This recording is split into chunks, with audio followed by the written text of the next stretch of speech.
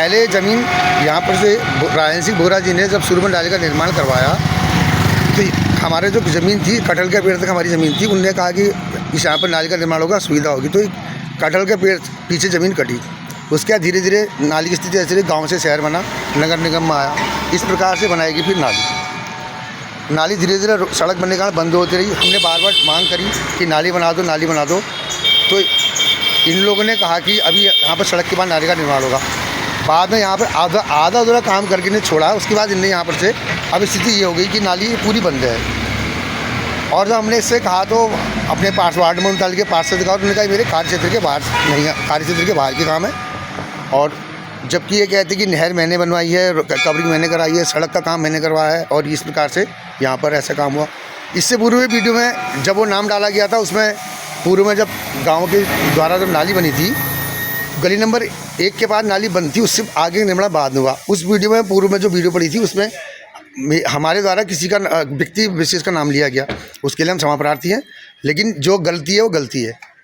इस घर में देखो साफ साफ पानी घुसता है, जब बारिश होती है तो यहाँ पूरा पानी घुसता है।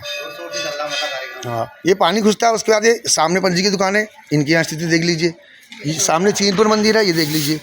और वो सामने देखिए चीनपुर में नाली का निर्माण नहीं हुआ, जबकि पार्षद पति हर काम का श्रेय तो लेते रहे अभी तक, लेकिन नाली का निर्माण मेरे कार्य से बाहर है। कहते हैं ये नाली का निर्माण जो है हमारे द्वारा नहीं होगा, ना इसकी सफाई की उन्होंने कोई ध्यान दिया। सफाई कर्मचारी आता है तो कहता है कि हमारे तो अभी हमारे 5 ही आदमी, हम कहाँ जाएँ। ये हम मुकेश पांडे जी हैं।